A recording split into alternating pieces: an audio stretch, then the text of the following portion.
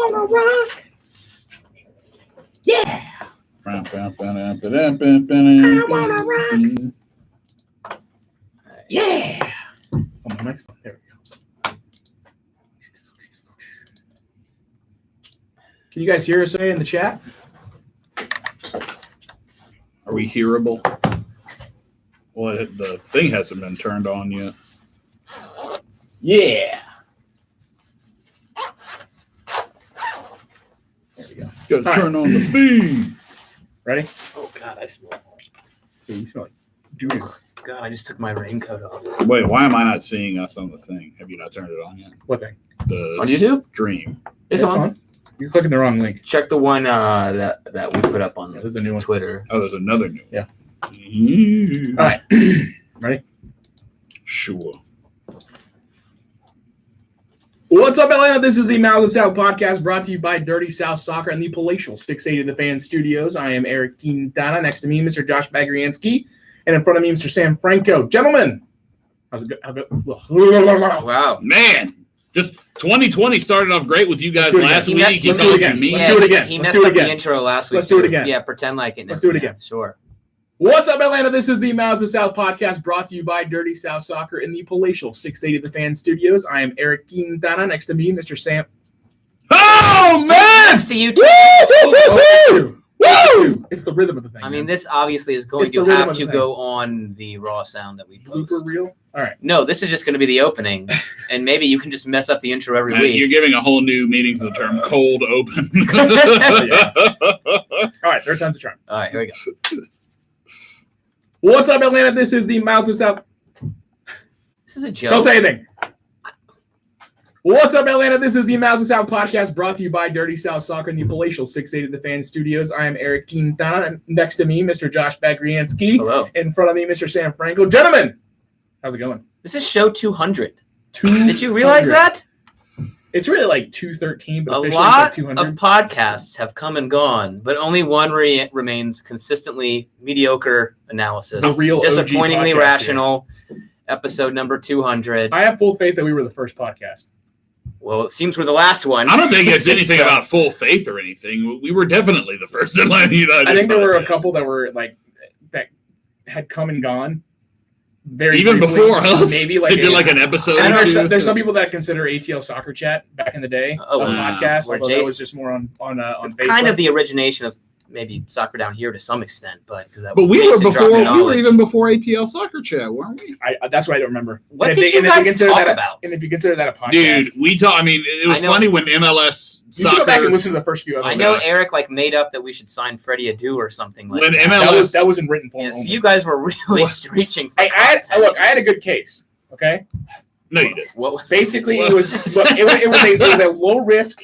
Look, if you as Atlanta United somehow brought him back from the dead as a player and so you want resurrected him his like a- career. The risk is it makes you look like an idiot No. club for bringing him in. Think about it this way: you're a brand new club. You're going to take a chance on a guy like Freddie Adu All at right. very, very minimal cost to you. Wait, Go back and listen to the third episode if At you want to very hear Eric minimal, rehash very this. minimal cost to you, and then if you resurrect his career, not only do you have a great player that was back in the day, you've got him for cheap. Josh, can you imagine if And Atlanta imagine United this. had actually gone down this road and, like, you know, imagine like where we are now, MLS Cup, lots of trophies. You know what? How that wouldn't have not happened is if Freddie Adu had been like their first signing. This is topical stuff here. I won't- okay, Freddie Adu I won't- 2015. I won't How do we say- get to 200 episodes? I No won't idea. say it was a great argument, but it was an argument. The best thing was when MLSsoccer.com, We were like, striving for yeah, content. Well, well, scientific MLSsoccer.com wrote us up. They were like, they don't have a lot of episodes, but they did talk about Zlatlana. Yeah. We had like the That's Zlatlana not episode bad. where we wanted Zlatan to come. That's a and, good like, one. It was great, but I'll just say this: 200 episodes in, it's been great. We thank all of you guys out there for making this possible, because it isn't possible without all of you listening to us. And as many times as Eric messes up the intro, I don't really care as long as I get paid. So 400 times I've messed up that intro, at least once an episode. You're off to a bad On start average. in 2020 too. All right. Do you want although, to by hear the some way, rumors? we don't actually get paid. There are more rumors. Do you wanna hear some rumors? Yes. It's really not a rumor. It's an Enlighten me, update sir. to rumors. Okay. You ready? I'm ready. This is from Mr. Roberto Rojas, Ooh. Top lad. who Top spoke line. to Pedro Aldave, the agent for Arzamendia and Villasanti, who said this, and he sent me the audio recording, so I heard it myself. I I want to say it's the agent. Look, I trust Roberto Rojas. Absolutely. Okay. Great So journalist. I trust that when he tells me it's the agent, it's the agent. Yeah. Okay. Nothing changed. There's an interest. We're starting to work on it this week, but these players are currently at the pre-Olympics. There is an interest among clubs from MLS, and it's not seen with bad eyes. We're currently studying the case. Again, that is a quote from that I received from Roberto Rojas from the agents of Arzamendia and Villasanti. So just to give you a little more context, the pre-Olympics go basically until the end of January. I love the pre-Olympics. The pre-Olympics basically go to the end of January. You got to think that if anything's going to get done, it's not going to get done until after that. So if we, I think, apply our normal, again, way of looking at transfer rumors, as we've always said, don't look at the rumor itself, look at which way the wind is blowing. Sure. And I think one thing we can tell for sure here, probably both these guys can end up in MLS. I mean, because you've heard that's the thing that kind of worries me now, because I'm thinking, okay, well, I would like both of them with Atlanta United. maybe So maybe here's not the thing: Atlanta. I keep hearing it. Everything that pops up, it's like it's distancing itself from Atlanta United. Right. Now you're hearing more about the league Just itself. coming to the league and not necessarily Yeah. the Atlanta United. That's what kind of makes me a little curious about a lot of what's being said. You heard Roberto Rojas 2 weeks ago talk about how in his gut he thinks maybe one comes, Yeah, but he he said really one, really not says both. both of them are coming to MLS. That's what he was pretty much sure on, is that both of them are coming to MLS. Which again, look, you want either one, you want both if you can, but the way these things are being phrased lately, I just don't know. I don't know. I'm unsure. I'm less confident that this is something Atlanta United is going to pull off, unless I don't know. But it seems. But that's it. That's all you got. Is right now you've got Atlanta United with interest. Yeah, and Sorry, MLS teams with MLS interest. with Atlanta interest, United and I mean, interest. Atlanta United was not. No one in Villasanti or Arzamendia's camp have mentioned Atlanta United specifically. No. The rumors, I mean, and this is the first time I think we've heard directly from the agent. But again, you've had some of the Atlanta United rumors that obviously we jump on because we talk about Atlanta United. But a lot of the other rumors have been coming to MLS, haven't named any clubs. The only club you've heard actually named is Atlanta United. So we have to wait and see. But certainly from what the agent says, it does seem like things are ramping up with these two players. Certainly being at the Olympic qualifying. It's a little more difficult when a player is involved in international play, but I think based on like I said, the way the winds are blowing, we're seeing the rumors picking up involving these two specific players. Now we're getting the agent coming out. It sounds like the wheels are in motion in terms of a lot of teams in MLS trying to court these two players. Definitely multiple teams. So nothing's for sure. And I again, wanted that. They're great fits. For Atlanta. I know. It'd be great to get both. I think if you get those two players, your roster is pretty much complete. You just fill out depth. I really want both. You get a left back and a box to box kind of center mid type, you're good. All these people saying we were screwed a week ago. We just need to sign 4 players. It doesn't take that long. Doug, someone in the chat says Doug Robertson seemed to think both aren't coming, and I wonder what the money situation looks like. What does that mean? Why have? And again, we're just speculating. We've heard this from the very. I guess Roberto spoke about it early. Yeah. That there only one can come to Atlanta. We don't know why. Is that a contractual thing? Are we just hearing that because lots of MLS teams are after these guys, so we're assuming just one is going to come? Very interesting to me that from the beginning, particularly with two guys about the same age, Paraguayan, you figured they might like to go to the same club together. And for some reason, it's been Atlanta can get one. They're not going to go together. So well, Josh, I'm really interested to see. What do we call this? The silly season. Silly season, for yes. a reason. Like, and we were talking about this a little bit on the radio show in a sense that anytime you're dealing with South American transfer rumors, there's always going to be that sort of like haze. Whereas, like, there's obviously different journalistic standards and things like that in covering American sports and stuff like that, where, you're going to vet your sources a little more, things like that. There's a lot more confusion and there's a lot more willingness to go with a story that might not be properly vetted down in South America. So I think more than anything, whether a guy's coming, whether 2 guys are coming, whether none of them are coming, this all could have been generated completely by an agent or a family member. You just don't know. Do we hope that one of these players comes to Atlanta United? I mean, sure. I mean, I don't really know enough about them in terms of, other than watching like YouTube clips and things like that to know how they're going to fit stylistically in with Atlanta United. But what I do know is nothing is finalized or nothing is even close to becoming an actual, almost credible rumor until you start to see it reported through some more, some channels that vet things. Yeah, and I think a big part of this is also that Cerro Porteño, the club the two are with, are in a really bad spot financially right now. So, Sam, you talk about maybe their camp pushing that they're Of about to course. move. It's because they know the club has to sell them, Yeah. and they look around and they say, where would I like to go? I can get a nice little pay raise in MLS, and we talk about this all the time, all the attractive elements of Coming to MLS. and of showcasing yourself as a young player and making it a stepping stone. So, I mean, at the very least, I think, the reason these players, and again, we spoke about this last week, Eric, so I won't go too into depth, but the reason you're seeing these players linked is because there's an interest on their part, like Sam said, but also because everybody knows Cerro Porteño are going to have to sell players, and certainly these are two at the top of the list that are going to be in demand for their clubs to go out and try to get. I'll repeat what was said by the agent to Roberto Rojas, who then related to me. No, nothing changed. He asked him specifically about what was going on with Arzamendia and Villasanti.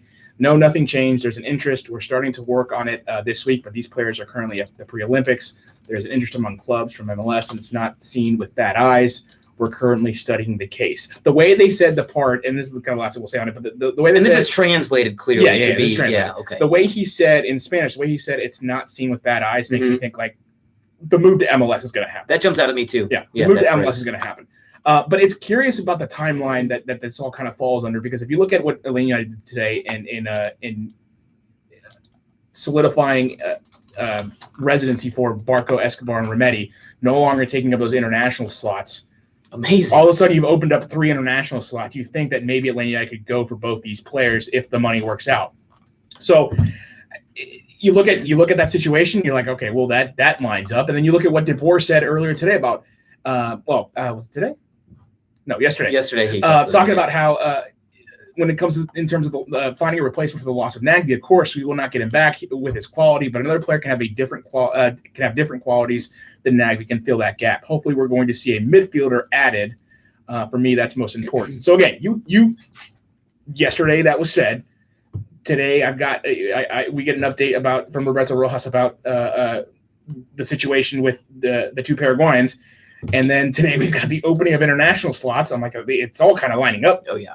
Go in that direction. And it's definitely lining up for a lot of business to be done. And again, more reason to relax. If you're afraid that Atlanta United are not going to replace these guys that have left, they've got international spots open. They've already signed more guys than this, but even in the last week alone, you've signed players in Walks and Meza who both fit in very well to your system and what you want to do, whether it be from a starter or depth standpoint. Now, the club has a plan. They're ready. What I haven't calculated, because you don't need to actually be, I don't think we need to be roster compliant until March 1st, starts. I think, is until so MLS it could be that some of those international slots are already taken. I am not going to go through the process of figuring out. I'm just going to trust that the club's going to finalize all this stuff when it comes all said and done. But I got to imagine that if nothing else, at least one, if not 2 of those spots that just opened up were taken by either Meza or Walks. Probably both. Yeah. But I mean, look, it's all part of the process we have to kind of go through. I found it curious the timeline that this all kind of happened in, that it seemed to fit the narrative that Atlanta United is going after one, if not both, of these players, considering everything that happened today and yesterday. Yeah, and I think what was said and what was done by the team and what was said by Frank DeBoer. And we keep repeating this. There's a clear direction, I think, that there was not last January, and I think a lot of that has to do with having a new manager coming in and getting in sync with the front office. But this year, it feels like there's a clear direction, a clear intent in terms of what type of player you want to sign, what type of system you want to fit in. So, I mean, certainly for me, even though there are still a couple holes to fill, I'm resting easy knowing that the club has a strategy. And I think if you look at the 2, I mean, we talked all about the Walk signing last week. We talked a lot about Fernando Mesa, but I know that it wasn't official yet. Yeah, I think now it is. I think that he could be in some ways an upgrade from Gonzalez Pires from a pure defending standpoint. So I think, again, Atlanta United is doing really, really good business thus far in the January window. And I think, Walks obviously is a good depth piece, but when I see them bring in a guy like Mesa who fits the system, but also gives you really, honestly, an upgrade in some areas from Pires, particularly his aerial dominance. And again, you think about maybe you could upgrade. I mean, I know Darrington Nagby is a great player. You're not going to fill exactly what he did at that center midfield spot. But who's to say that a Villasanti or a player like that can't be an upgrade from him as well? Right. And I think Atlanta United are really, really doing a good job so far of filling in those holes from the guys that left. It's funny that all of a sudden, Meza's like it seems to be already a fan favorite.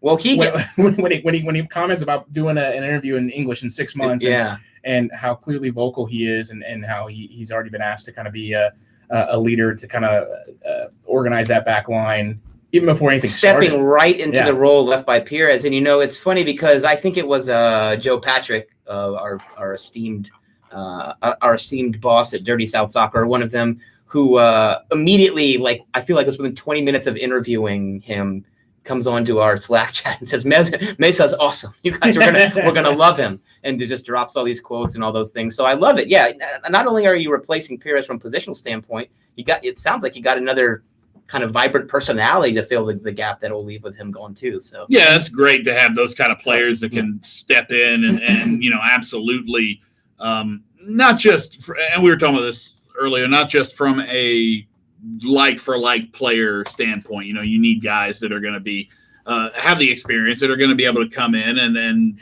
you don't miss that beat, so to speak, of an LGP. But at the same time, if you're Frank DeBoer, you've got to love that this is a guy who's probably going to do a lot of similar things without having had the experience of playing for Tata Martino and knowing what that was like. This is a guy that's only experienced with Atlanta United, will be playing under Frank DeBoer. And as much as this was a business move for Atlanta United, and I absolutely believe that is the case, I think there's a little twinge here, personally at least, of Frank DeBoer being like, this was one of the loudest mouths against me early on in the season. So I can't get rid of Pity because of the price tag, because of some other things. I can't get rid of Joseph, obviously, because he's the best player on the team.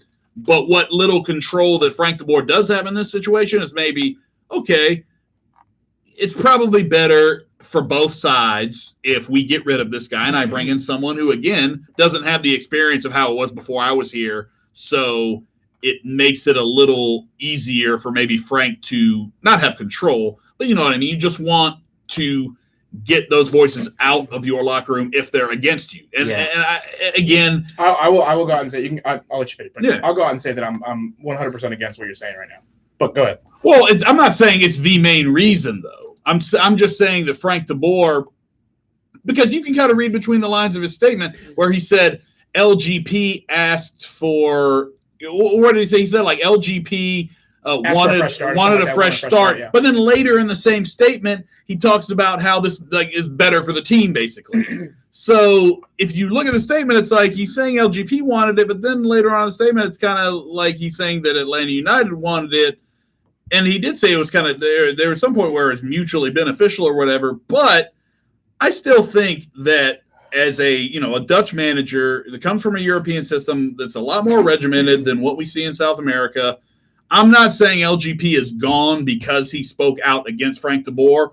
But what I am saying is if you're comparing players that were surplus to requirements, so to speak, or you think they're surplus to requirements, it's easier to get rid of someone that stepped out and talked out against you. I just find it hard to believe that give it whatever percentage you want. I can't fathom the front office, as much as LGP has been a fan favorite, that Frank DeBoer is that petty.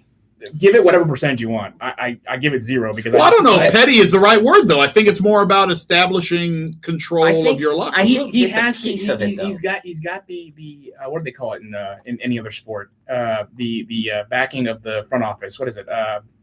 Vote of confidence? Vote of confidence. Sometimes that's a dreaded vote of confidence. Get fired. I feel like he's got that. No one's mentioned. No one's given the vote of confidence to Frank DeBoer or for Frank DeBoer. But I'm saying it. That I think he has the vote of confidence from the front office to kind of do what he wants. And they gave him one early last season. Yeah, as much turmoil as there was last year, you still ended the season on a very, very positive way. You are so this close. And to those on camera, I'm doing not on camera, on the podcast. I'm doing this with my fingers. You were this close to hosting a second MLS Cup, even with all the crap that went on in 2019. So I mean, look, as much as the players were outspoken, anyone would be. As frustrated as they were, they weren't. Nobody likes change based off what was going on. And if you don't consider the context of the whole thing, then you're not doing yourself. You're not making. I don't think you're making a good argument. Not you specifically, but I don't think people are making a good argument when you compare 2019, 2017 to 2017, 2018, because there was so much more than just Frank DeBoer popped up. Right. It was so much more than that. There was, but you lost Miguel Almiron, obviously. That's the big thing there were a lot of changed the team. Contextual reasons for the slow start last year. But I think, Eric, you talk about context. Or depth. And I think maybe what Sam's saying about DeBoer and LGP maybe not seeing eye to eye is just a part of the context, and that maybe Leandro Gonzalez-Pirez didn't fit Frank DeBoer's system that well, where he wants to pass the ball out of the back. The aerial battling is key here. And he talks about duels all the time. Pirez is notably, indisputably not a good defender in the air. And again, he's a very good defender. I'm not saying he's a bad defender.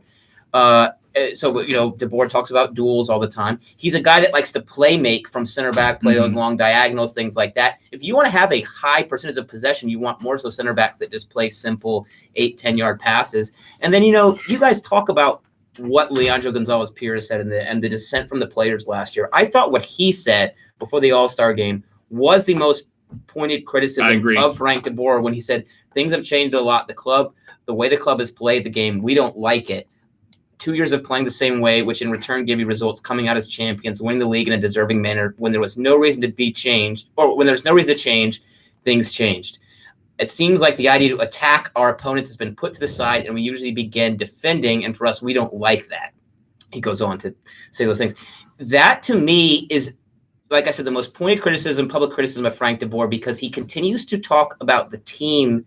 He says we don't like this. The team doesn't like this. Whereas Pity Martinez came out and said, I don't like this. I don't fit well with this.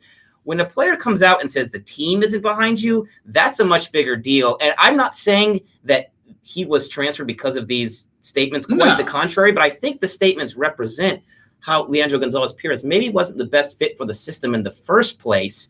And certainly when he says that the team played defensively, that indicates to me that he isn't, because it was not a team that played defensively at all, but it was a team with the center backs that was a little bit more conservative than Tata Martino was, who, like I just said, wanted to Leandro Gonzalez-Pirez to play 30, 40-yard long balls out of the back, hit that direct man over the top. Now he wants those guys to just complete passes and play out. So when I read these comments from Pirez, I'm not hearing, I don't like Frank DeBoer. Frank DeBoer doesn't like me. I'm being sold. Right. Late, however much down the line, I'm hearing I'm not a good fit for what the manager wants to do, and maybe he doesn't even understand what he wants to do, and that's the reason that he's gone. And it's not just because they disliked each other. I'm not even saying they do dislike each other, but I think these statements in a lot of ways show that he wasn't a good fit for what Frank. Well, and here's another thing too. What was the first part about what you said? You were talking about how it was under Tata Martino. In the first part of that scene, he's talking about how we used to play.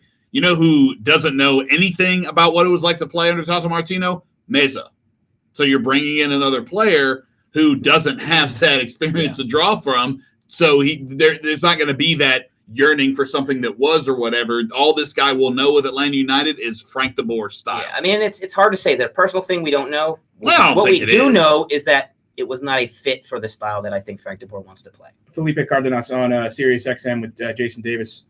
This is coming from Shiva in the chat. Basically, so I haven't heard it, but basically saying that LGP had a good relationship with FTB. That's Felipe saying that. I mean, you could have a great relationship and not, like what Josh is saying, not be a fit for the system. No. Yeah, that's one thing. Not being a fit for the system, but getting rid of him because he was vocal about his disapproval of whatever changes have come his way. Those are apples and oranges. But you can also get a bonus, like if it's better business to get rid of him, bring in a new player and a player that's a better fit for your system.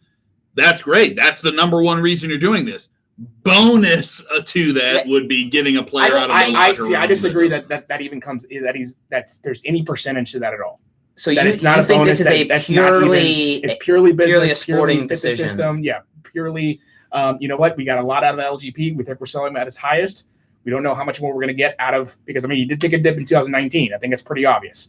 Not much of one, but enough. But he wasn't as good. Yeah, I think it's a little naive to just go dismiss it completely, because we've seen in world soccer managers be pretty damn petty. Yeah, I don't think that his comments, like I said, I don't think that they represented. It wouldn't surprise me that they maybe had a decent relationship. Yeah, all things are said and done. Yeah. They might not. I don't know, but it shows that whether they think about each other personally, but what they think, the way they see the game is very. The way they think about soccer is not. And I think, yes, right. You're right, Eric. He was not transferred because of these comments. If that was the case, Barco and PT would be out the door too. But not only that, but LGP would be a little. I mean, if he was vocal during the All-Star break in the middle of the season, while knowing that he's going to have to face Frank DeBoer the week after, the day after, or whatever, at practice, 4 matches, all that stuff.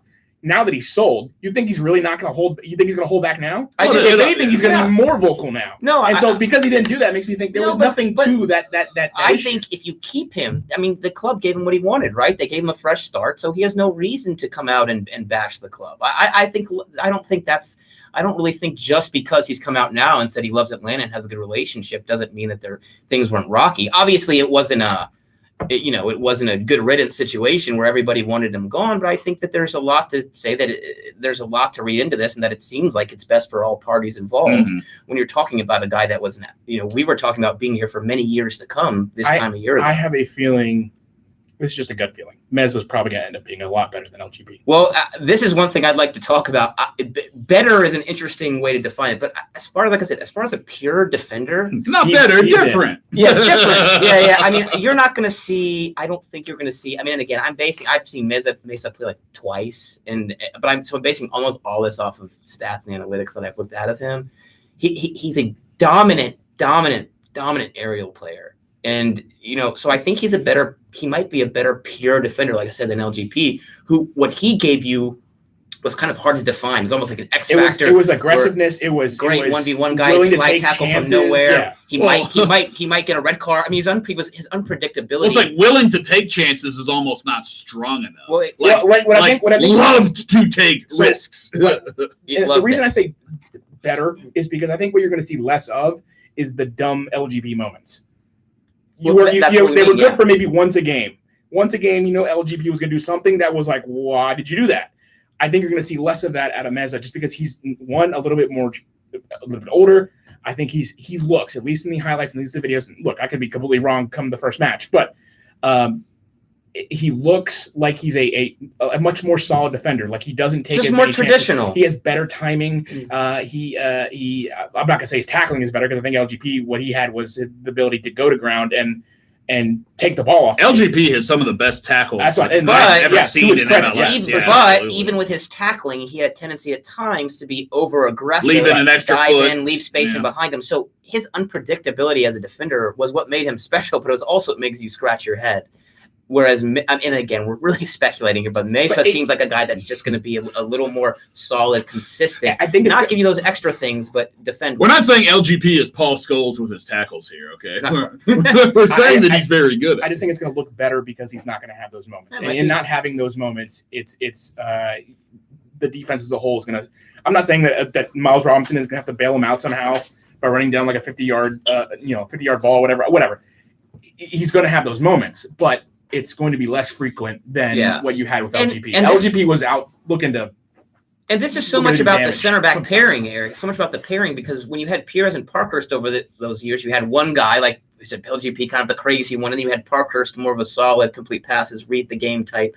Now you have Miles Robinson and Perez last year, so you have two. I mean, I know Miles Robinson isn't wild like Perez is, but he's similar in that he's like a pacey defender that if you beat him, he'll run you down. So you didn't really have that guy last year that kind of just reads the game, connects simple passes, is a good aerial player. In some ways, I thought Perez and Robinson were maybe too similar to one another especially in terms of their physical attributes. Now you have Robinson, who gives you what Perez gave you from a pace standpoint, from a 1v1 defending standpoint, from ability to recover. And then you have a player in Mesa who maybe is a little more similar to Parkhurst in that he's completing simple passes, not doing crazy things, but at the same time also much better in the air. So I'm also thinking about the pairing of the center backs as well, that you have one guy that's a little older, more experienced, good in the air. You have another guy that's younger, faster, more energetic next to him. That's a very, very good and functional center back pairing. And that's something that you didn't really have for me in 2019. Yeah, we get to look forward to that moving into 2020, and hopefully with a full preseason with the team, he's a guy that can kind of just jump in and without skipping a beat. Hopefully, we're not talking about issues that we had last year, and just I hope it's not clear that he needs a couple of matches, a couple of months to adjust to anything. I'm hoping he can just step in right away, and because this is rather late. Considering, because I mean, if you take LGP's comments into consideration, this happened right after the new year, is when he found out. And so if you look at today's date, the 14th, you're talking about 12 days. that's a quick process to get all this done, considering what all went into getting this done. Oh, it's so crazy. It's strange in itself. It's so crazy that the move was announced, and literally a few hours later, he was in the Jolos lineup. It was that was a wild part of it. The sign and trade element to it, where MLS is so crazy. But by the way, and I do want to say this. I really want to get someone on just to explain how this all. I don't know if we'll ever get that, but I don't think we will, because I think there's a lot of armchair analysts out there that think they know how this went down. I mean, shoot, we got people tweeting us like hand-drawn diagrams as to like how they think this went down, and then you've got like that was beautiful. Like I talked about this earlier, where it's like we talk about Atlanta United and their ability to sort of lap the rest of the league, not with a lot of stuff. Green cards, with all sorts of things, and the common way to describe it is that Darren Eales and this club are playing like chess when everybody else is playing checkers, or 3D chess, or 4D chess, or underwater chess, or backgammon, or whatever the hell game you want to use to describe this. Chinese checkers. There you go. But in this situation, that's not the case here. And all these people being like, "Oh yeah, Atlanta United's playing chess, or playing checkers, or backgammon, or whatever," it's like, dude. You don't know any more what the hell went on here than any of the rest of us. It's like, this is one of those situations where this is, I still don't know what happened. I don't know how this happened. I don't know how you get a player to another club and get a player back from that club who never played for that club one time. It was funny. Mezzo came out and said, I didn't realize I had been sold to Tijuana. He probably had no idea. He saw that tweet and he was like, what? I had no idea I'd been sold to Tijuana. How did this happen here? Yeah, what a bizarre. I mean, who knows? I mean, part of it is that there's the dispute with Necaxa and MLS already going on because of Fernandez. The reason I'm so curious about how this all went down, because I want to know what Don Garber's thinking through this whole thing, or whoever's in charge of like monitoring these things. They must be scratching their heads like, what the hell? Have we seen this in MLS before? Are they breaking the rules? 10 years from now, I just have a list of things to ask Darren Eales going back to this. Like, how did this? Like, what actually went down here? I want to volunteer. I want to volunteer right now to ghostwrite Darren Eales' like memoirs. Just for the inside knowledge. So I can know all of this. The best part about this is that retrospective. I'll do it for free. It's so unheard of for this to happen in soccer. But since we're all retrospective. Well, the sign and trade doesn't exist in soccer until now. Since we're all American fans, like, sign and trade, yeah, like that's. I jokingly totally said normal. that. I was like, sign and trade, and I was like, wait, is this for real? Yeah, it's like your classic NBA, bird rule, sign and trade. We were able to explain what was a pretty complicated thing, but as Americans, like, yeah, sign and trade, I know what that is. And everyone else in the world. What the hell? Yeah. On his Wikipedia page, it will say that he was with Tijuana for a couple hours, at the very least. Does it say on his Wikipedia? Yeah, they already put that. I hope it does. One of the greatest signings in the history of Jolos. Oh, it's not on there. If Tijuana ever does anything amazing, it's like, I'll pay for Tijuana. It's not on there. I mean, it could come down to technically, like, depending on like how registration of players works in the Mexican league. Yeah, maybe he wasn't registered. That's what I'm saying. Like, it may turn out that he officially never was ever a part of Jolos in terms of how the Mexican league does it. Look, I have no idea. That's what it is. I don't know what's happening here. Darren, open invitation. You want to talk about how it went down? At any time. We can talk about this in 2040. Yes. Open invitation whenever you're ready. You're welcome on the podcast. Question 1. How did the rest of MLS not figure out how to get good players from South America? But time out. This is clearly to avoid some kind of transfer fee, right? Like, there's no other way. I don't know. I'm still trying to figure out. I think it has more to do with this dispute between Necaxa and MLS. Maybe they can't do business. Okay, I guess since there's a legal dispute because of the Brian Fernandez situation. I thought about that, but I was like, well, maybe. Who knows? It's so MLS. Because I'm wondering if the sale for LGBT somehow that played into it. I don't know. Give us your best guess on the chat. Give us your. That's best guess. I love guessing. Well, and someone's best guess is about as well informed as anything else you're going to hear. I don't care Except if you have my guess. I don't care if you have a check mark by your name on Twitter or not, because you know why? Something like this has never happened before. Therefore, there's no inside information to be had, because other than people that were around the negotiation and know what happened, but outside of that, there's no special knowledge here because it's never happened before. So you can't have any sort of special knowledge about something that's never happened. So it just got under my skin, all these people being like, oh, this is Atlanta United playing 4D chess again. I'm like, shut up. You don't know that. I'm like, you don't know what happened. just because this is such a strange and unique circumstance It just, that you will only get in MLS. It has that feel, though. It has that feel like they're playing a better it does. version of your game right now. It does, but for people to just act like, oh yeah, I know what happened here. It's just Atlanta United playing chess again. It's like this seems a little different than that to a whole new level. This is like what MLS number? Are we MLS 3.0 right now? Where are we? I lost track. Well, with Chicharito coming in, it's probably like 6.0. I was going to say, but this is if this went down super weird. Yeah. I don't know I'm saying if this went down like the way it did super weird, and there's some really like genius explanation behind all of it that we uncover years down the road. This is Atlanta United doing MLS like 19.0. Yes, the levels of the numbers. Yeah, I mean, it's just what comes with the territory. I think when you have lots of roster restrictions and teams are starting to bring in a higher quality of player. And Eric mentioned Chicharito there, man. That's kind of a big thing. Is that done? It's not official. It's it looks like it's pretty much. It looks like El Tráfico is going to get a little more traffic. I mean, the idea of Sam and you and I spoke about this. We'll touch on this briefly. We talked about it in the elevator. Oh yeah, we spoke about it in the elevator. The idea of Vela on one side, Chicharito on the other side. To have pre-show meetings without Los Angeles. They're just on the elevator. Think about El Tráfico with the two most high-profile Mexican goal scorer. Not just goal scorers; they're the two most high-profile Mexican players. And so you take that. I think so. Certainly Chicharito. I would say Chicharito easily. Yeah. Vela, you could argue maybe a Guardado, maybe a Layun. But big time. But yeah, Vela's still up there. But you've got two of we'll definitely say the two most high-profile Mexican goal scorers going up against each other in El Tráfico. I mean, El Tráfico was big with Zlatan, but I still think, or not still, but I think this is, in terms of gravity, in terms of how it will affect the city that he's in. Yeah, I agree. This is the second biggest signing MLS has ever gotten behind David Beckham. Yeah, and when you think about the community that he's, like you were saying, going into both those teams, very, very high Latino participation in the fan base, specifically Mexican, coming from Mexican fans, it's going to be massive in that city. So, I mean, I hope that goes through. That'll be great for the league.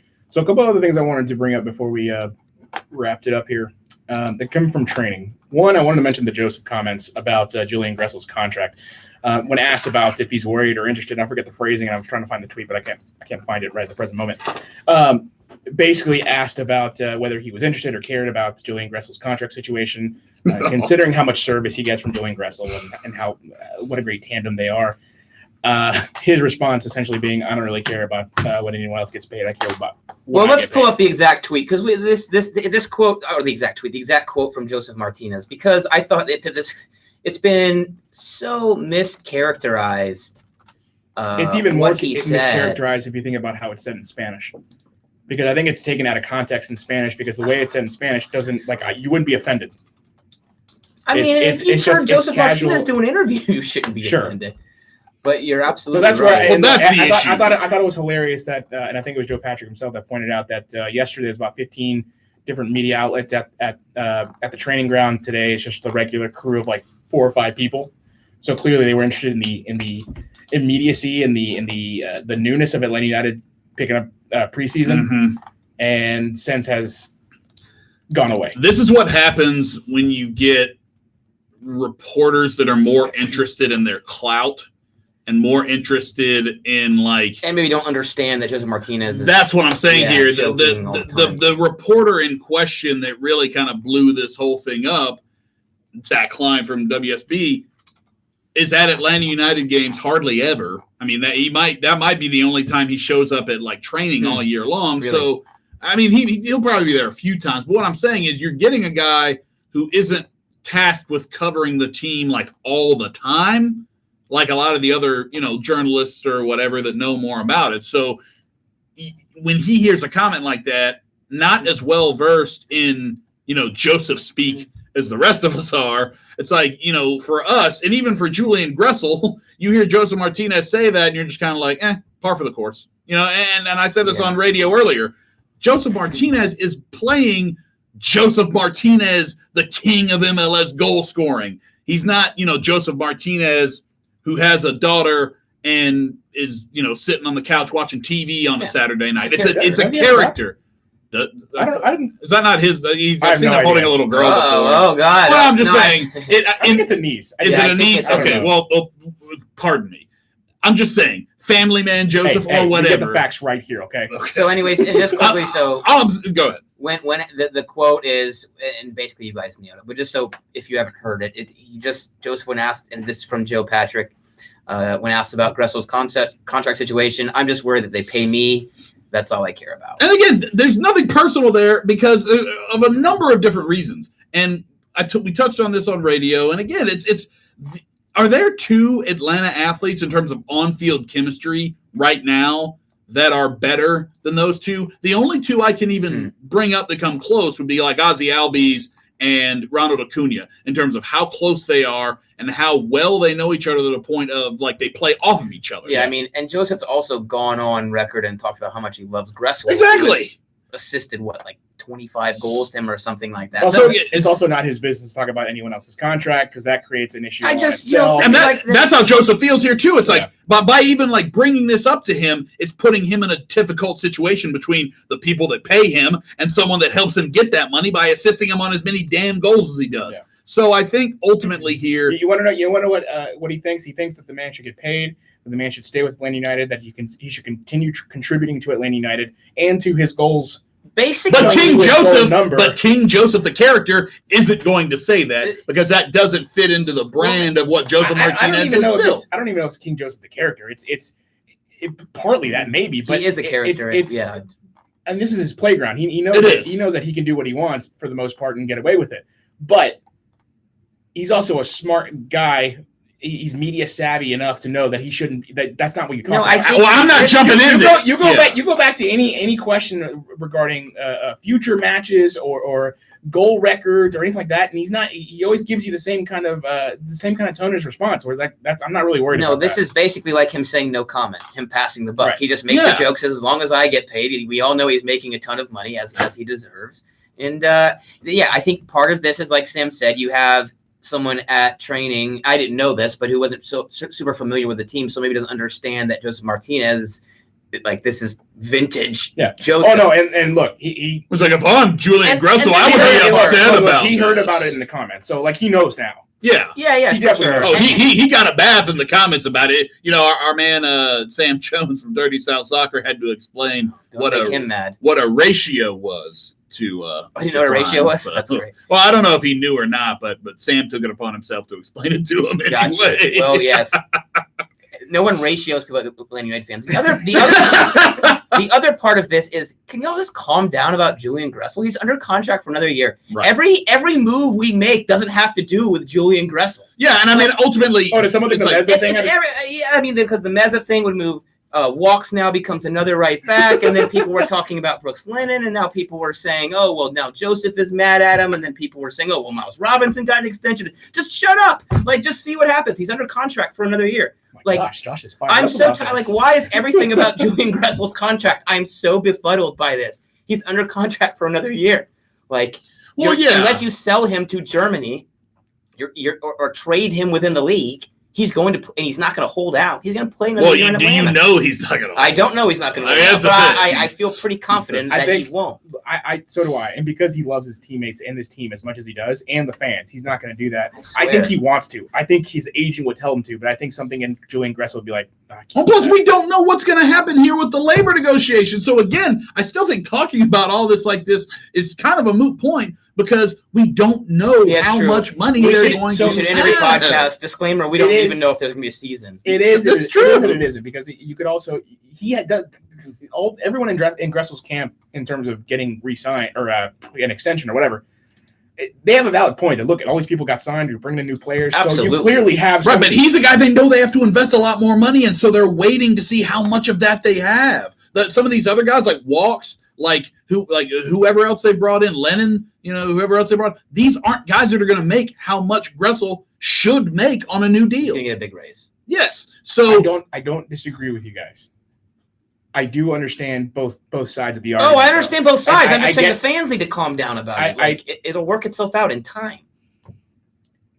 This is true. This is what's true. It's be patient. It's not an urgent. It's not an urgent. It's not an urgent. He's still got a year under contract. Either he's going to hold out or not. I'm on Atlanta's side on this because ultimately I'm club over any individual player. I don't care how much I like him, but there is a point to be made about potentially him getting injured in preseason. Let's say never mind, I'm not going to say it. Let's say he's out for the entire season, and you really think Atlanta United's going to give him a contract at the end of the season? No, he still has a lot to lose, right? I mean, he's 25 years old. I get why he wants a new contract, because there's no such thing as certainty in professional sports, no matter where you are in your contract. And I think Atlanta There's United knows no such that. thing as certainty. He is guaranteed. He is under contract for the 2020 season with Atlanta United. But that doesn't mean that something doesn't happen midseason, and then they're like, well, you know what? You're going to be out all next Jordan season. Beck in the chat says, thanks, Dread God, by the way. So Well, Gressel injury tomorrow. Well, but that's Keep Gressel off the training pitch tomorrow, please, Frank DeBoer. That's the practice main was issue. canceled tomorrow. It is. Oh, sorry. Media availability was canceled. Oh. Not practice. But that's the main issue I would have when talking about taking sides here or whatever, and I'm not really trying to do that, but it's more about I do feel for Gressel, because if he steps out on that field and gets hurt. It's the same conversation we had when Miggy was clearly being sold to Newcastle. I'm like, why are you allowing him to move at all? Because if he gets hurt, all of a sudden his value goes down to nothing. But I think And he's like, wasn't he like hitting like bicycle kicks in training or something? what are you Like, doing? dude, you can't stop him. But the other thing is Atlanta United. yeah, now you really can't stop him. He's on the goal tear. Yeah, you're right. Julian Gressel also, you talk about things not being certain. Julian Gressel has had 2 really good MLS seasons. Yeah. So that doesn't give him some sort of ridiculous leverage. Do you think he thinks he has more leverage than he does? but- Other No, than but- moving within the league, Yeah. he does not have leverage at all. He really needs to play another good season But in his order concern, to his be concern that was valuable. more the longevity of the contract, Of course. not so much the money. I think the money is going to be there no matter what. I think they know how much he's worth. I think there's an agreement there. But how they pay him and for how long is the issue. Because what he said in his I forget where, on Twitter or wherever it was that he said it. He mentioned that it was The Athletic, wasn't it? I think so. He mentioned the idea that something could happen tomorrow and nothing's for sure. Yeah. I think it's the uncertainty of the length of the contract. I think he also mentioned that we're not talking about $1 million here. We're talking about a couple $100,000. That's a good point. We're all in too, agreement, but, including Atlanta United. Is like, we're good with 300,000 or around that ballpark. I think it's mean more than that. It's the length of that money that I think And he's more concerned also- with anything, because I think he understands that his career could be short. It could be long, but it could be short. I think he he's wants probably- that, just like any other professional athlete. You want that security. You want that longevity. You want to be sure that money's going to keep rolling in no matter what happens, injury, whatever. If the club wants to give him 3, I would assume he's coming in here like probably thinking around 5. So if they could settle somewhere, I think it's going to be I think- to 700,000. You think so? He's, really? He's going to be a high level TAM player. I mean, look at his statistics. I mean, he should be making based on what he's done in MLS for me. And I'm not necessarily saying he deserves it, but to me, he should be making as much as you can possibly make without being a designated player. I mean, the amount of assists that his stats are incredible. I mean, well, and again, it's just how important he is. How important he is to Joseph, though. That's I agree. He loves being in Atlanta. Would you take? Do you think Well, we don't know what he thinks, but you personally, would you take a shorter contract for more money, or a longer contract for less money? Probably shorter for more. If his thing is stability, and look, I'm just going based on what he said. If the thing is financial stability over the course of an extension to what he's got now, maybe a little bit more money. I would give him. I would give him a shorter. I would give him a shorter. I mean, obviously, we're speculating here, but I would give him more money and a shorter contract because you. Well, I don't know. It depends. I could see both from me because, as Sam kind of just mentioned, and it's a few times, Gressel's success is so directly connected to Joseph Martinez. There's you kind of wonder, well, if Joseph's going in 3-4 years, probably not going to give you 20 assists, 15 assists a season anymore. Like so much of his value is down to Joseph Martinez having an incredible movement and Gressel being a great crosser of the ball from the right side of the pitch. He's not necessarily going to find a 9 that he matches up with that well in the future. Yeah, it's such a perfect blend. There's like Gressel's skill set fits what Joseph does in the box like so well, and like Joseph's movement off the ball is something that Gressel has picked up on, and that's why that chemistry between the two. 90% of his assists are to Joseph. That's what I'm saying. They just have such a crazy chemistry together, and that's why you just go back to the stupidity of trying to think that, that Joseph doesn't give a crap about Julian Gressel, and it's like that could not be further from the truth. You've got to know behind the scenes, again, in front of the cameras, in front of the media, Joseph's going to be King Joseph. Julian probably saw this and just started laughing. That's what I'm saying. That's what I'm saying. So did I. Like,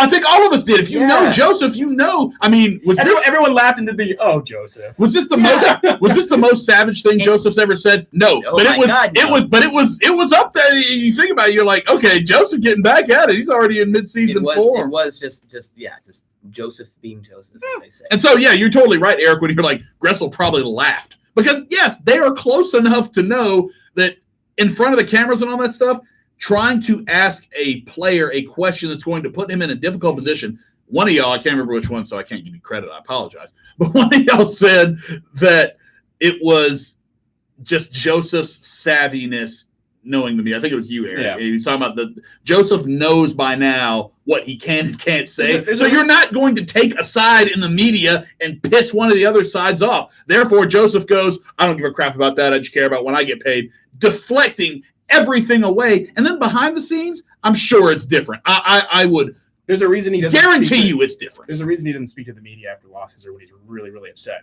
Yeah, because he'll say something. Because he doesn't want to say anything stupid. All right, we'll wrap it up with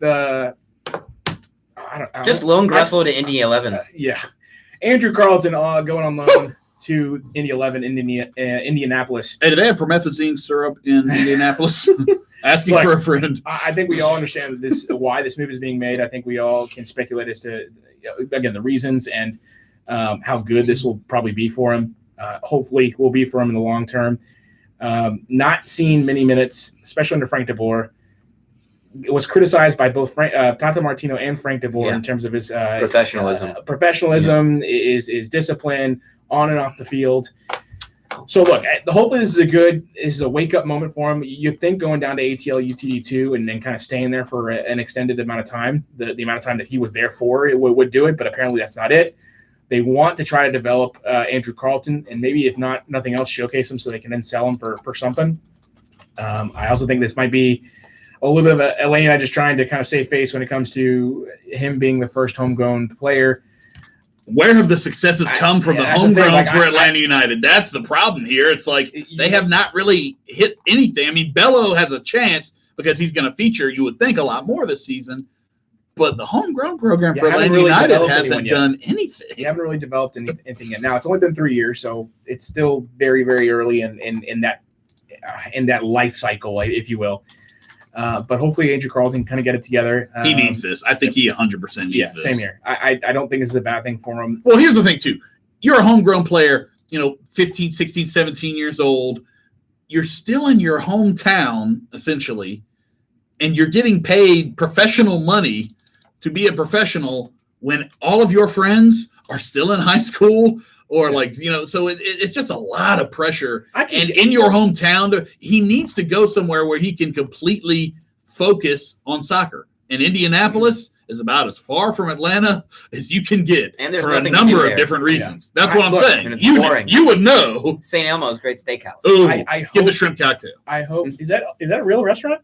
Yeah, St. Elmo's Steakhouse. I just heard from Parks and Rec. Indianapolis is boring. St. Elmo's is actually one of the very boring. Two things: one of the highest reputation steakhouses in the country, and that shrimp cocktail, that cocktail sauce will burn your face. That's true. They do mention it on Parks and Rec. Yeah, Good times. That's one of his favorites. His favorite is Mulligan's, and that does not exist. And so then they start going to St. Elmo's. Yeah, which is a real delicious steakhouse. I don't know. I'll take a turf and turf. I kind of think it's over for Andrew Carlton in Atlanta. You don't always loan players out just to get them this experience. You can sell them on later. Sometimes it's like this young guy's under contract. Maybe nobody in the league is interested in trading for him. Let's do him a solid, do ourselves a solid, get him out of here so he can play for his own development. And then we're not dealing with a player that, according to his last two head coaches, like you said, Eric, struggles with professionalism. So to me, this isn't go develop Andrew Carlton. This is a sign that it's about over in Atlanta. I hope not. I base that on nothing. But because the times that he was on the field for Atlanta United, he looked good. He had moments, and so you hope that maybe something could have come out of those moments, but apparently not. I guess it wasn't enough with ATL UTD2. I'm not gonna lie. Look what happened with the U20s, Eric. I mean, he's fallen down the totem pole everywhere he's been in the last 3-4 years. He didn't even make the U20 World Cup after playing basically 3 years up. Look, I remember when I was being told, "Oh yeah, he's definitely starting." 100% starting in 2018. Freddie Adu on the other flank. He's as soon as he turns 18, he's going to Europe and Manchester United and blah blah blah. And I'm sitting there looking at you guys, going like, not you guys, but everyone's saying that. I'm like, come on, guys. And they're going, you said sign Freddie Adu. Back to you. I did. No, but that was for completely different reasons. I'm just messing with you. Well, no, Josh thinks because United about to get $50 million for Barco from someone. If you sign $500 million, if you sign Freddie Adu, when he turns into something, then all of a sudden you look like a genius. Well, that's how it works. Okay. I'm just saying. I think it's a low cost. It's a low cost. Notice how he used the word He's going when. Down with the ship. He goes when Freddie Adu turns into something. The only thing Freddie Adu is going to turn into is like Thanos does. We all forget about him. Get the right coaching, get him the right atmosphere, and maybe he can succeed. You're right, and I think that's maybe the club thinking too. But it's really what club thinking? This is not real. Well, I talked about Lanny. I talked about Andrew Carlton. I was talking about Freddie Adu. Can we please? It was a joke. We don't have to go defend your Freddie Adu take from 2015. We're trying to get another 200 podcasts here. Next time on Mouths of the South podcast, Zlatlana. Eric defends his take from episode 4. A dramatic reading of the article written by Eric Quintana defending Freddie Adu's signing. Maybe Zlatan wants to return to MLS after his spell with AC Milan. And then I guess you've also got Adam John. John for $100,000. Who we remember the dagger penalty kick for Columbus in 2007. So someone asked in the chat about the $100,000 transfer fee. That's not a lot for Atlanta United. That's pennies. That's pennies for a depth piece. No, that's nothing. Yeah, well, for MLS circles, I guess it's not pennies, but for Atlanta United, which is not the same. I mean, if you think about it in terms of the GAM and the TAM, there's much more money allocated for player salaries. You think you're getting that out of Robert Kraft, man? But he's going to be the backup. I mean, assuming that goes through, that's your backup 9 for Joseph Martinez as the club continues their best efforts to have a completely mediocre backup striker. Still should bring back Kenwin, for Joseph Martinez, Kenwin Jones, Brendan Vasquez, bring him Adam John, Edgar Castillo. Edgar Castillo, who that's a left back. So again, this is an interesting one to track, I think, in conjunction with the Arzamendia rumors because Arzamendia. Is it Arzamendia? I thought we talked about this last time. Arzamendia. Okay, excuse me. Arzamendia.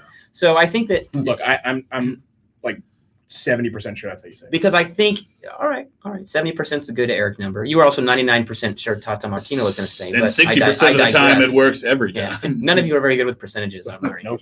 But because to me, Edgar Castillo is depth piece at left back. For sure. And I don't think Belo Castillo is the 2 you want to go into the season with. Belo Castillo sounds like a player in his own right. It does sound good. Belo Castillo out on the flank. That does sound good. But yeah, those 2. And I mean, I think you need to bring in a left back that it's hard to judge Belo, but certainly a more starting quality reliable than Castillo, who was starting for Colorado. Arzamendia sounds so good right now.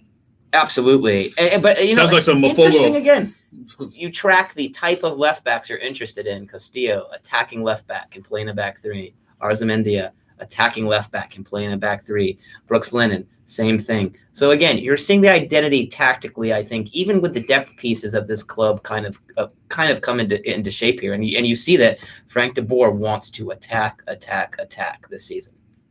And when you're linked with fullbacks like this, I think that says a lot. Maybe the reason they defended so much is because he didn't have any confidence in the guy like LGP. But I don't think, and I said this all last year. we don't have to go back. I don't think. Yeah. Well, ignoring the Pires part of that statement, I don't think, and I said this all last year. I don't think Frank de Boer set the team up defensively at all. I just think you had players that either didn't fit the system or were still learning it, and so things became kind of disjointed. But and maybe the team kind of fell back.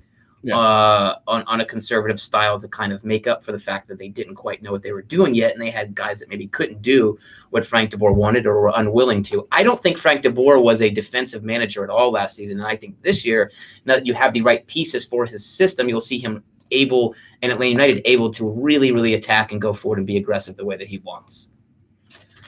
Yes. Well put. Good response. Thanks, Eric. Anything else? Good. Yeah, let's. What was your take in the 5th episode of Mouths of the South? Maybe we can go over that. What did we talk about in the 5th episode? That would have been. Was that Zlatlana? Or was that like 7? That would have been early rumors. Well, Darren, did we got into Jason tells Darren what to do yet? I think at that point we had. Hold on. Okay. Talk amongst yourselves. Let's see what what the headline It was. would be great to go and just pick out some old takes of us, and then obviously from the early days where you guys didn't really have much to talk about. Well, Josh and I can take this part of the podcast. How about Miguel Almiron, man? I know we haven't really touched on it a whole lot. Guy didn't score for Newcastle at all in his debut season. With his right foot. And then bam, he's got what is it now? 4 goals in the Premier League? It's three in 7 days, I think. Yeah, but he's got 4 today's was overall. in the cup. Okay, so 3 in the Premier League. I'm saying goals for Newcastle. I think he's got so like he has 4 overall. comps. But yeah, I mean the right-footed goal, and then the goal today in the FA Cup, the keeper basically just gave him the ball. Yeah, it's always nice to play Rochdale. He's like, oh, I remember this. This is like the good old days with Joe Bendick in goal here. When I play these League One sides. Okay. Sorry. Can we talk about this? No, we can go. Yeah. Okay. We were wasting time. What you got? All right. So first episode was Welcome to the Mouse of the South. Second episode, which was more like an interview special, Juan Pablo Torres of Georgia United. That's right. Who now is NYCFC, right? NYCFC, that's right. Second episode, Kingmaker Corruption, Costa, and Shit. Chemistry. I have no idea what the Costa's referencing. Which Costa? Diego Costa? Diego Costa? I remember Rui Costa? I don't remember everything. I don't remember him ever being linked to Atlanta United. Never. I mean, we're even talking. Open the We might have been description. talking What's a the little episode? I don't think we threw one. We might have been talking a little more internationally, I guess. Maybe not. Wow. So. You guys. Diego Costa's debauchery. I have no idea what that's referring to. Well, that could refer to a lot of different Wow. things. That is the most generic episode. I mean, didn't he get around that time? Like he did. What was the date of the spit episode? on I'm going to try to someone guess. or I'm going to try to guess something? what he did. Talk amongst yourself. I know he did something with the glove. What was the air date of that episode? It was. Hold on. Actually, I'm going to try to guess what Diego Costa did because he's so many. Did he things. bite someone? It was. Oh, he is not a biter. November 23rd, 2015. Okay, I think it's when him and Koscielny. I'm gonna look it up right now. Oh, when, you know what? When You know Diego what? Costa, think not that's Koscielny, and Gabriel got into the big thing. And Oh, then, that's it. That's it. Okay, yeah, I think that's it. that made me I think so that's it. mad. I'm an Arsenal fan. That made me so mad. Episode 3, interview with Roger Bennett, and we did a U.S. Men's National Team Mexico preview. Episode 4, what's wrong with U.S. soccer, which in 2015, oh my goodness, I can't believe we're still having this conversation. This is great. Oh. This is great. I got it. I got him being accused of racism on this day. Who? Costa. Diego Costa. This was the. got Oh well, dark real quick. maybe I'm wrong. Maybe I'm wrong about that. Episode- He was handed a 3-match ban. Episode 5 and 6. This is this is kind of, it'd be interesting to listen to now that we know what expansion actually, how expansion actually happened with Atlanta United. But I did an interview with the Mainland, the Orlando City podcast, Who now hate us? who now hate us, expanding on expansion, part 1. I also did one with Hudson River Blue, which is the NYCFC. I remember this, yes. The NYCFC SB Nation page. Episode 7. Let's just go down the list. Yeah, rate off all 200. Episode 7. That'll be great Life content. in the USL with Tyler Ruthven, who Atlanta native. Atlanta native, Yeah. Atlanta Yeah. And he came and played for the Twos last year. Then we got the Marietta. Episode 8, the Marietta Training Facility Saga. I have no idea what that's. Well, I remember that was initially moved. That was supposed to be in DeKalb. Oh, initially, yes. and then they That's moved what it was. It Next to was the prison? it wasn't the DeKalb site. It was a Contaminated with It something. was like yeah. a It was dump or close to the something. jail. It was DeKalb County. Yeah. People were very upset. Episode 9. MOTS is eating it up with Alexi Lawless. What? I I thought you said matzah eating it up. Motz. I love He's matzah. eating That was our I got- first lawless. I thought it was Yeah. MATZAH. Pretty soon matzah. after that, we had Roger Bennett on with us. That was before. That was before. Didn't you just read that? Wasn't that the 2016, January I 1st. wasn't paying attention. Sorry. 2015, December 15th, our first interview with Doug Robertson. Oh, very nice. I would later go on his Sometime in Southern January. Fried thing. Sometime in January, the Silverbacks were dead. So we talked about the In death. 2016. All of the these Silverbacks. What is wrong with U.S. soccer? The January Silverbacks are dead. 27, 2016, we talked about Atlanta United SEC tour. That was a good episode. That was a good episode. That was a good That was a good episode. episode. You guys Absolutely. were really reaching. That was No, we weren't because they're actually doing it. They're going to this play is in a legit Birmingham. thing they're doing. So the Atlanta United SEC tour was the idea that for preseason, to try to rally up the SEC type of support, they would go to different colleges in the SEC. Oh, this was and your do idea. preseason This was games. y'all's idea. This is not Yes. even my idea. This is the It's a good idea. host emeritus, Jason Smith. It was Smith's idea, yeah. That was actually a good idea. And they're sort of doing it now, going to Birmingham. Yeah, they played in Nashville, Birmingham, Charleston. I mean, Chattanooga. they kind of did this in terms of playing, not an SEC But stadium. you're saying go to Knoxville, go to We were saying instead of playing all your home games at Georgia Tech until the stadium's ready. You were saying saying just play go play a few in Neyland, go play some in Bryant Denny, go play in Sanford Stadium. Although the whole Hedges thing would cause a nightmare there. But yeah, we thought it was a good idea at the time. We did two. You guys did a great job. 2 straight call-in shows. We haven't done call-in shows in a long time. Oh gosh! You got the radio show now. If you want to call in, you can go on to the radio show. Episode 20, Eric's bad rivalry idea. Oh man! And what if it ended up being a real I don't know what the rivalry idea is. It just says Eric and Sam talk about recent Atlanta controversy. Oops. Yeah, it's already playing. Atlanta controversy, the Charleston Battery, and more. I don't know what. Was that when they stole this stuff from Terminus Legion? Maybe when the fans. It's possible. Who knows? I love these generic episode titles. What's wrong with the U.S. men's national team? Eric had a bad idea. December 7, 2018, the Kevin Egan interview. Absolute ledge. Yeah, that guy's great. We need to get him back on. Oh, this was Golden Spike Week. This is when we won an MLS Cup. That was good. Yeah, you went forward 4 years. I skipped some. No, hold on. Come on. I did skip a lot.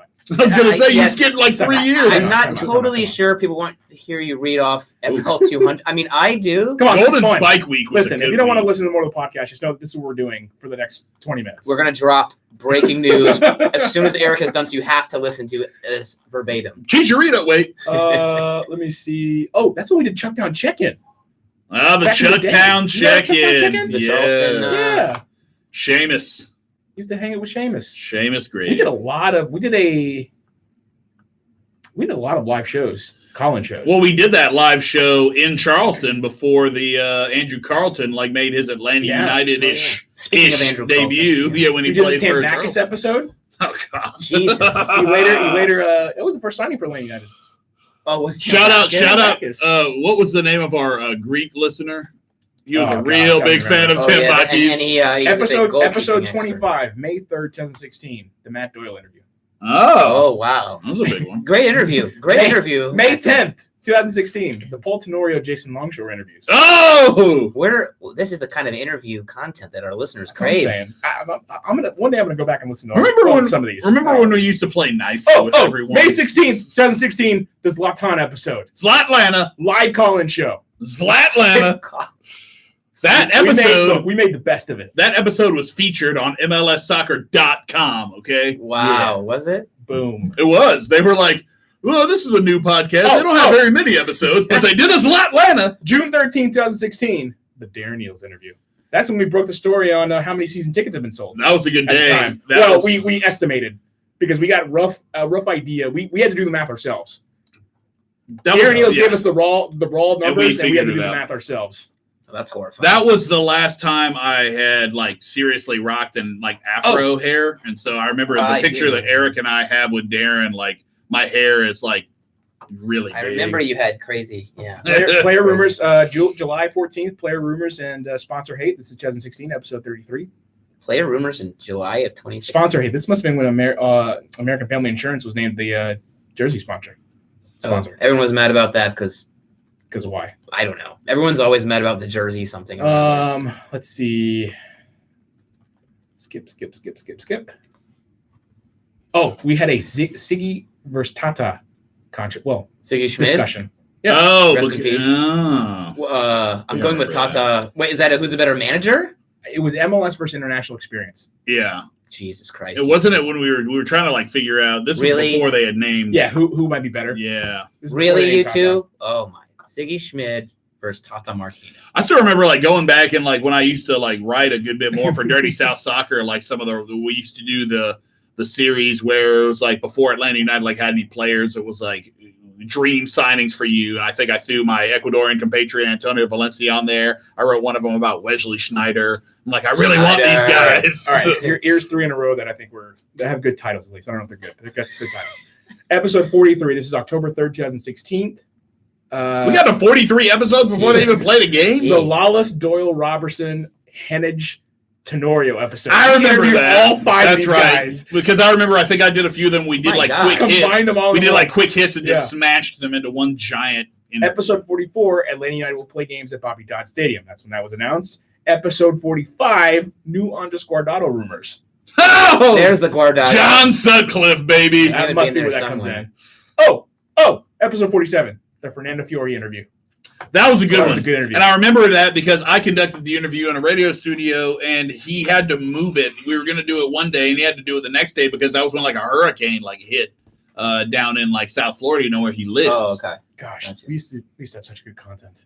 I mean, it sounds like you guys been slacking off. Well, I think we just need to get back to the interviews. I'm hitting up Kevin Egan in the DMs There like you right now. We got to get. Episode 55, Yamil Assad signed. TV deal close. No. New player rumors. Oh, Episode 56, catching up with Julian Gressel. Eric's getting You way want to know? too You want to know that excited day? about That day, Julian Gressel. I called up, or I texted Atlanta United, and I was like, "Hey, let me get one of the draft picks." They gave you And Griffin. I was specifically Yeah. hoping. I didn't ask, but I was Miles. specifically hoping for Miles Robinson because he was the first pick, and they gave me Julian Gressel. I'm thinking, really, you're going to give me the second guy you picked? That's the am first. I, am I? And I. I'm sorry, Julian. I should have never doubted you, but I had no idea who you were at the time. If you And I said to myself, really, are we going to remember him in a year and a half? How did now? Eric not 6 ruin months now? Julian Gressel with his dread goddess? how does in that Eric interview? not realize he has told that same story 45 5 times times. on the People are going to know, okay? It's a funny If you story. haven't listened to the last 2 episodes, let me remind you. All right. By the way, I interviewed episode, Julian Gressel one time. episode 57, the Darren Eales interview. We did a second Another interview. one. Second one. That was Wow. over the phone. I think Part it was just two. me. That was over the phone. Our Dukes. January 26th, 2017. Guzan signed, Perez close, and new podcast. It's crazy. Those are high 50s. It really it seems like yesterday. This is 2017. No games have even been It's played. 2.5 years We're ago. still signing players, and we're at episode 58. It seems like yesterday. And there's interview episodes and stuff in between, and Chucktown check-ins. That Those were the something days higher. because we used to start each podcast with like, "Hey, what are you drinking?" Like we would all be like drinking a beer. So like, oh man, those were the days. This is a day I'll never forget. Ugh. February 11, 2017, Atlanta United at Chattanooga FC postgame. Oh, this was This great. is the live Yeah, call-in show that Alexi Lawless called into. That's right. Unprompted. That's Just right. called in. Yeah. That's great. Jason and I are doing the show. I look at him as soon as I hear Alexi's voice, and I was like, that's Alexi. I just whispered at him. Was he just presenting himself as a regular caller, like asking you questions, or was he like, "Hey, it's Alexi Lawless. I think Why don't you talk to me?" you- Or was he like, "Hey, it's I'd have Alexi." to- I'd have to listen to it Los again. I Angeles. know I was shocked at first because, again, I was a young buck at the time. Just a young. And all of a sudden, I've whippersnapper. got Alexi Lawless calling into the show. Too bad he doesn't call into the radio show. Yeah, it'd be nice. But, I think Atlanta United, he was very nice to us in the early, parts of it because Okay. Atlanta United was building. We're done with the numbered episodes. I just want to find one more. I want to know what what episode we were on after the first match. I like how Eric's talking about, man, we used to have such great content, and then we're just reading off. Like, Episode This 6. is such great content. We used to have such great content. What It happened? tailed Well, off around It's like, 20. I got you. All right. well, what happened to our great All right, here's the content? last Well, one. I have an idea. This is the MOTS Podcast, Atlanta United versus Red Bulls live pregame show. We must have done this from Fado, March 5th, 2017. The episode before that on the 1st it's numbered. That's why I had to go back. Previewing Atlanta United versus Red Bulls with Alexi Lawless. This must have been you, Sam. Episode 63. I think the live one from Fado was my first one. At least 63 episodes before we had even played a game. Wow. I don't know what you guys And the are number's doing. higher because of all the other stuff we did that isn't numbered.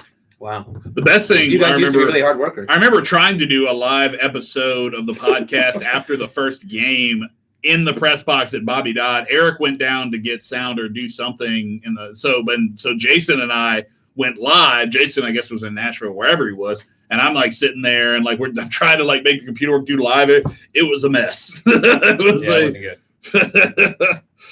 If I'm not there, it'll all go to hell. well, let's not get carried away. All right. Well, we reminisced. Episode 200 officially. Can you believe it?